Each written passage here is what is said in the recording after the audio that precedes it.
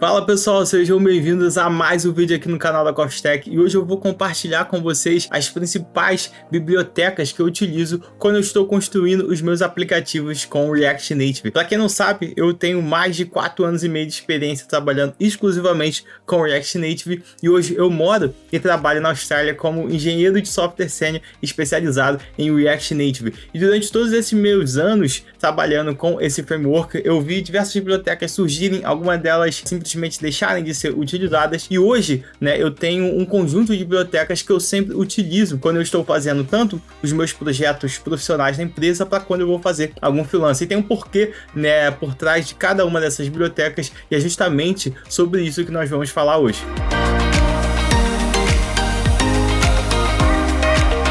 E antes da gente começar a falar das bibliotecas em si, eu vou falar de algumas coisas que eu considero core, ou seja, fundamentais dentro do React Native. E a primeira coisa é sobre React Native CLI versus Expo. Eu não vou entrar a fundo em detalhes, mas só para vocês saberem, eu utilizo muito mais o React Native CLI, principalmente quando eu falo de projetos profissionais. O React Native CLI, ele me dá um controle muito maior, do meu aplicativo, do que eu estou fazendo, do que o Expo. O Expo, ele pode ter algumas vantagens ali, principalmente para quem está começando, porque abstrai bastante coisa para vocês, mas toda abstração ela vem com um preço, e geralmente nos projetos que eu trabalho, principalmente projetos de médio e grande porte, o Expo ele acaba não se pagando no longo prazo, e eventualmente você tem que ejetar do Expo e trabalhar com o React Native CLI. Por eu trabalhar numa empresa, numa consultoria que trabalha basicamente com aplicativos, e a gente tem diversos engenheiros de software nativos também, iOS, Android, não fez muito sentido a gente utilizar o Expo. Então nos projetos que a gente trabalha na empresa, a gente sempre utiliza o React Native CLI, apesar de, por alguns casos, o Expo pode ser até relevante para você, tá? Mas no geral, no mercado de trabalho, a gente utiliza mais o React Native CLI. Depois eu vou fazer um vídeo só sobre isso, pra gente discutir com mais detalhes, mas eu sei que sempre vocês me perguntam, tá? Então,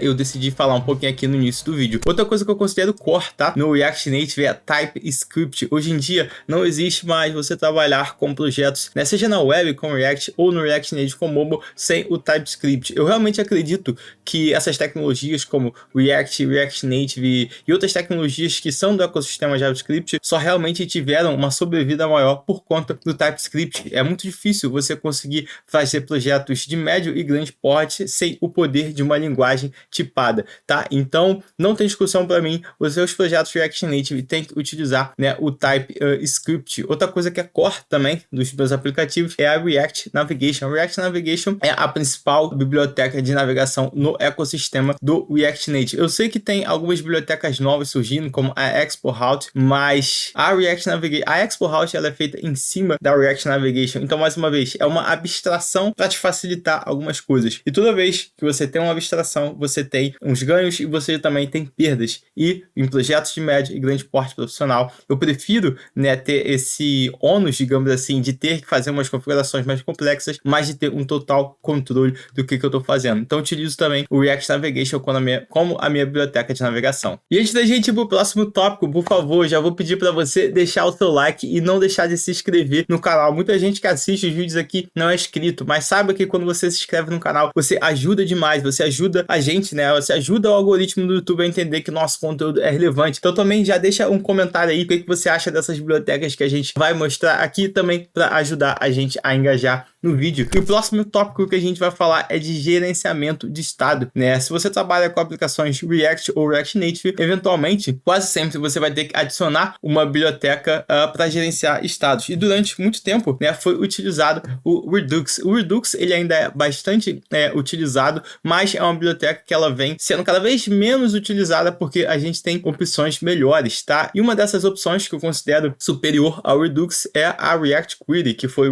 renomeada para Stack Query. E basicamente, o core do React Query é que ele te traz, o tratamento do que a gente chama de Server State. Quando a gente olha, para o nosso código, para o nosso gerenciamento de estado, geralmente, a maioria dos aplicativos que eu trabalhei, isso é normal também para quem trabalha muito com web, o teu gerenciamento de estado é basicamente você gerenciar conexões com a sua API. Você manda informação, você busca informação, você atualiza. Poucas coisas são gerenciadas de fato localmente, são estados globais do teu aplicativo. E a React Query, ela faz um trabalho incrível, em te ajudar a fazer o fetching, o caching e a sincronização desses dados, tá bom? Tem sido bastante utilizada e na maioria dos casos, ela vai substituir a utilização do Redux, porque você vai perceber que, bom, 90% do estado global que você estava utilizando no seu aplicativo era simplesmente para gerenciar essas chamadas. É uma biblioteca super utilizada, tanto na web quanto no mobile, tem uma documentação realmente incrível e eu vejo cada vez mais ela se tornando o padrão de mercado, tá bom? Eventualmente, a gente vai precisar de um gerenciamento de estado no client, que a gente chama, e para isso eu utilizo a Azul Stand. A Azul Stand é uma biblioteca também relativamente recente, mas que também já está bem conhecida, já tem mais de 36 mil stars aqui no GitHub. E o que eu gosto da Azul Stand é sobre a simplicidade e performance dela. É muito simples você utilizar a Azul Stand, você não precisa de um provider, por exemplo, e você pode escutar determinadas partes ali do estado que você quer, o que torna, né, essas atualizações bastante performáticas. Então, é um ótimo combo, tá? Então, nos meus aplicativos, quase sempre eu vou combinar o React Query para gerenciar o que a gente chama de Server State com a Azul Stand para gerenciar o que a gente chama de Client State. Outra coisa muito relevante quando a gente fala de aplicativos, seja na web ou seja no mobile, é o gerenciamento de formulários.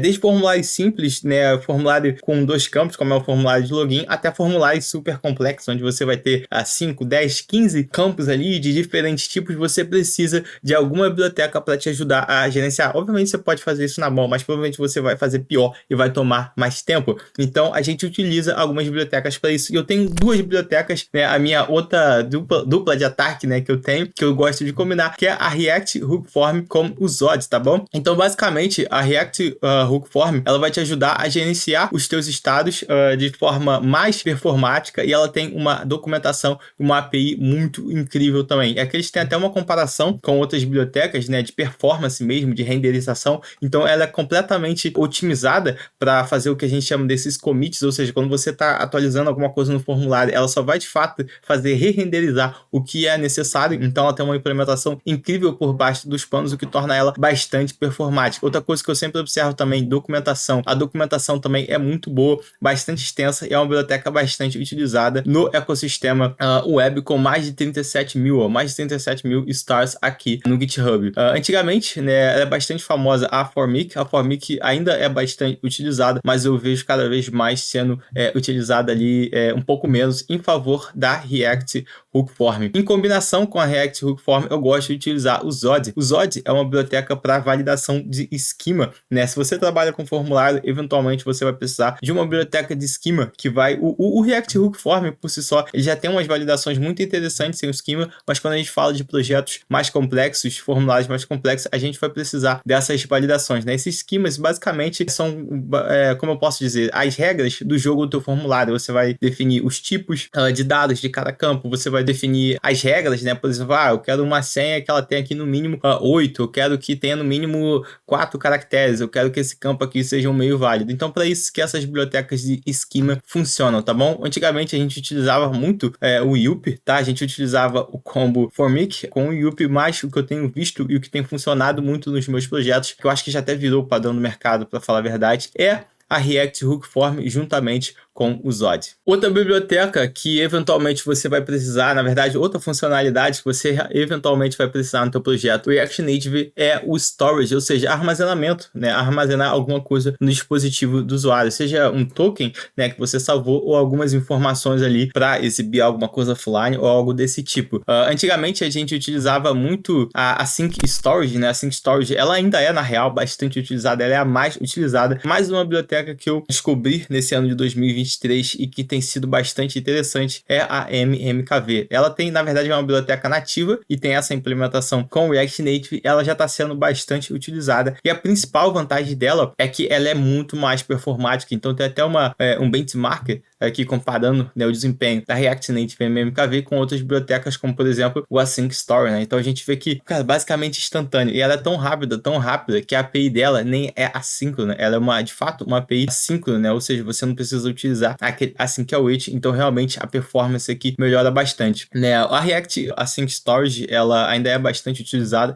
Eu acredito que vai continuar sendo muito utilizada ainda, mas se eu fosse você, eu ficaria de olho na MMKV também. Outra parte bastante relevante relevante quando a gente fala de aplicativos é a construção da UI, da sua interface, ou seja, dos seus componentes, das suas telas. E geralmente a gente utiliza algumas bibliotecas para ajudar a gente. E o ecossistema ele traz desde bibliotecas que vão te entregar esses componentes prontos, né, que a gente chama de UI Kit, com bibliotecas que vão te auxiliar a construir esses componentes, como por exemplo a Styled Components, que é bastante utilizada no ecossistema do React Native e no ecossistema da web. Mas recentemente também, na verdade foi ano passado, 2022, eu descobri a Restyle. A Restyle é uma biblioteca super interessante e que tem me ajudado muito nos meus projetos. É uma biblioteca que ela foi criada pelo Shopify. Shopify é uma das empresas que mais contribui no ecossistema do React Native, e o mais interessante é sobre a filosofia da biblioteca, né? Então eles mesmos definem a Restyle como a biblioteca que ela fornece, né, um sistema de tipos para a construção de componentes de UI em React Native com TypeScript. Então ela é super conectada com tipagem, o que dá muito mais segurança pra gente. Ela é uma biblioteca basicamente para você construir bibliotecas, né? Então se eu fosse resumir, né, o Restyle, né, basicamente você vai ter que definir, né, um tema. Você vai definir o tema e nesse tema você vai definir espaçamento, variantes de texto, variantes de botão, cores, e você consegue utilizar essas variantes de uma forma muito simples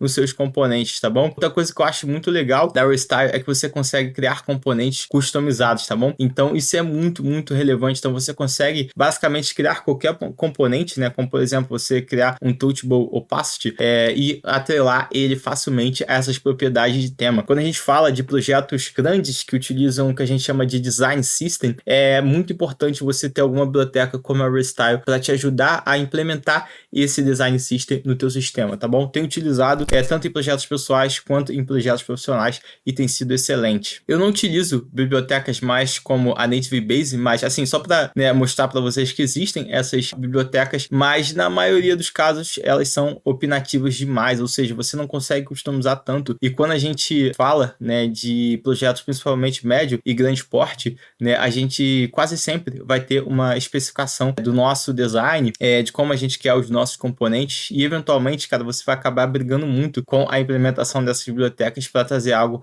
parecido com o que o seu design pede. Então, por isso, eu decidi utilizar somente a Restyle como biblioteca de UI dentro dos meus projetos. Outra coisa que não pode faltar quando a gente fala de aplicativos no front-end e no React Native é a parte de testes. Se você quer criar um aplicativo de forma profissional, você precisa aprender a escrever testes automatizados para te dar mais confiança, principalmente quando você quer alterar ou adicionar novas funcionalidades nesse projeto. E para as minhas suítes de teste, eu faço uma combinação de 3 bibliotecas. A primeira é o Jest, que é basicamente o nosso framework, né? Ele vai dar o esqueleto necessário para a gente poder executar os nossos testes. Eu sei que já tem algumas alternativas mais recentes, mas esmagadoramente o Jest ainda é a mais utilizada no mercado de trabalho, mais consistente, mais documentação, mais comunidade. Para testar os nossos componentes em React Native, a gente utiliza a React Native Test Library. A React Native Test Library também hoje é a padrão de mercado para testar seus componentes no React Native, né? Ela foi criada pela Callstack. A Callstack é outra empresa também incrível no ecossistema do React Native. Então, se vocês trabalham com React Native, vocês precisam conhecer a Callstack, tá bom? E eu tenho utilizado a React Native Test Library há bastante tempo e ela tem me dado os resultados assim incríveis. É padrão de mercado. Inclusive, a gente tem uma playlist aqui no canal, vou deixar linkado se você quiser aprender de graça a testar aplicativos no seu React Native, no seu projeto React Native, acessa essa playlist. Outra biblioteca muito legal também de testes, né? O que a gente fala quando a gente fala de testes end-to-end, ou seja, testes ponta a ponta, que é aquele teste que, de fato, né, é como se fosse um robozinho, como se fosse o usuário utilizando o teu teste. E essa é a parte um pouco mais complicada, são testes mais complicados de você escrever, mas a Detox, que é uma biblioteca que foi criada pela Wix, ela cumpre um papel muito importante e muito bem, por sinal, tá bom? Já utilizei tanto em projetos pessoais quanto profissionais, inclusive também tem aula no curso aqui de testes da Callstack sobre a Detox, vocês vão ver o quão incrível essa biblioteca também é a minha escolha para testes end-to-end. Só um adendo, tá? Eu já ouvi falar do Maestro, algumas pessoas já vieram me falar, eu já dei uma pesquisada, já ouvi um pouco, mas eu ainda não consegui implementar na prática. Eu vou, nas próximas semanas, testar um pouquinho o Maestro, tem bastante gente falando, e vou ver se vai fazer sentido nos meus projetos React Native. Quem sabe eu volto com um vídeo aqui também para falar do Maestro. Bom, e todas essas bibliotecas, elas compõem, né, a minha stack para trabalhar com React Native, para entregar de fato projetos profissionais e robustos de grande porte. E elas não são somente escolhas minhas, são escolhas de milhares de empresas no mundo todo, como vocês puderam ver no tamanho, né, dessas essas bibliotecas e também nas empresas que as criaram, como a Shopify, a Callstack, a Wix, ou seja, realmente empresas grandes que contribuem para o ecossistema. E eu sei que vira e mexe acaba surgindo uma biblioteca nova que acaba sendo um hype e vai ter muita gente fazendo vídeo sobre essa biblioteca de hype, mas uma coisa que eu queria que vocês entendessem aqui é que eu não sou um youtuber que programa, eu sou um programador que tem um canal no YouTube, então o meu foco é sempre na entrega de aplicações comerciais, ou seja,